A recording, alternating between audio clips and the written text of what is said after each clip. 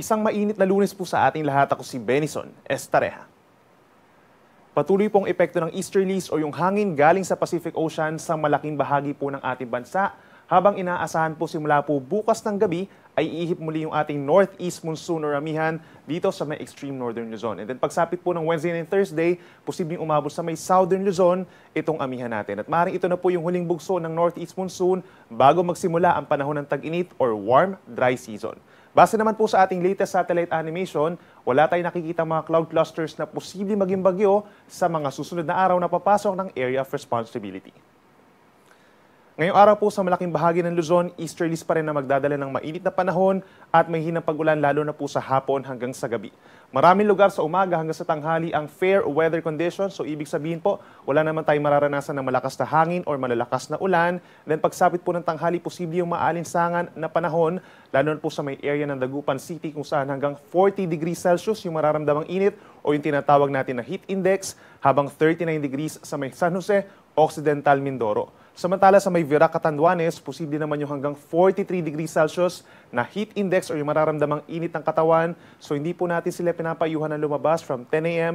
hanggang 3 p.m. para iwas po sa mga heat exhaustion or heat cramps. Sa Metro Manila, yung ating actual temperature is from 24 to 32 degrees Celsius, yung heat index hanggang 36 degrees, habang sa may Baguio naman po nananatiling malamig mula 16 hanggang 25 degrees Celsius. Sa ating mga kababayan po dito sa Palawan and Visayas, katulad dito sa Luzon, asahan din po yung epekto ng easterlies at ito pa rin na magdadala ng bahagyang maulap at minsang maaraw na kalangitan. Gaya rin po sa may Luzon kung saan may mga posibleng mahihinang ulan sa may eastern parts, meron din po chance ng mga mahihinang ulan sa may eastern portion of Visayas. Pagsapit ng tanghali, yung ating actual temperatures posibleng umabot sa malaking bahagi ng Visayas and Palawan hanggang 32 degrees Celsius. But yung heat index o yung mararamdamang init, posibleng tumaas dito sa may parteng Panay Island, lalo na sa may Dumangas, Iloilo, at gayon din sa may Negros Occidental sa may La Carlota City hanggang 40 degrees, at sa may areas po ng Samar, Catarman, Northern Samar, and Giwan, Eastern Samar hanggang 39 degrees Celsius. Panguli sa ating mga kababayan po dito sa Mindanao, gayon din po katulad dito sa may Visayas, bahagyang maulap at minsang maaraw ang kalangitan umaga hanggang sa tanghali. Then pagsapit po ng hapon, minsan kumukulimlim sa may areas po ng Caraga Region and Davao Region. Then may chance lamang po ng mga saglit na mga mahina hanggang katamtamang pag-ulan. Yung actual temperatures natin matataas po dito sa may southern portion, sa Zamboanga City hanggang 33 degrees Celsius, habang sa may Davao City hanggang 34 degrees, habang posible yung hanggang 38 degrees Celsius na heat indices dito sa may Malaybalay sa Bukidnon at sa may Zamboanga City na rin po. Sa ngayon po, dahil mahina yung ating amihan or northeast monsoon, banayad ang kakatamtaman ng taas sa mga pag-alon sa malaking bahagi po ng ating bansa. Wala tayong nakataas na gale warning, pero simula po bukas ng gabi hanggang sa Wednesday and Thursday, possible po na magkaroon tayo ng gale warning. Particularly, magsisimula sa may extreme northern Luzon bukas. Then pagsapit ng Wednesday, malaking bahagi na po ng northern Luzon, itong baybayin ng Ilocos Region plus Cagayan Valley. Hanggang sa Thursday, posibleng umabot pa ito sa may Aurora, Quezon, and Camarines provinces as well as Catanduanes. Sumaring pagbawalan po yung mga small sea vessels natin sa kalagitnaan ng linggong ito. Kabilang na rin dyan yung ating mga kababayan na nangingisda dahil sa pagbugso ng northeast monsoon.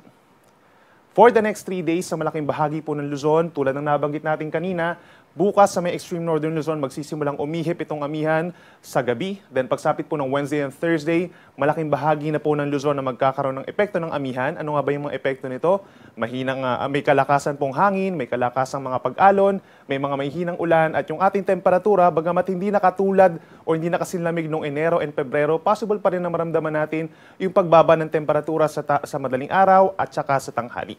For Metro Manila, possible na lamang po yung mahihinang ulan someday. Dito po sa may Wednesday, magdala po tayo ng payong. Ganyan din ang ating mga kababayan sa Cordillera Region and Cagayan Valley, possible yung mga light rains dulot ng northeast monsoon. Habang sa Legazpi City for the next 3 days, partly cloudy to cloudy skies pa rin naman at may chance lamang ng mga isolated rain showers sa tanghali at sa hapon. Sa ating mga kababayan po dito sa Visayas, for the next 3 days, hindi po maabutan ang Visayas ng amihan, but then naasahan pa rin natin yung fair weather conditions na bahagyang maulap hanggang kuminsan maulap lamang yung kalangitan. May chance na mga pag-ulan sa Wednesday dito po sa may Eastern Visayas as well as the provinces of Bohol and some parts of Cebu. Magdala po ng payong kung lalabas ng bahay. But for the rest of the days, asahan po natin yung medyo mainit pa rin at maalinsangan na panahon dahil po yan sa easterlies.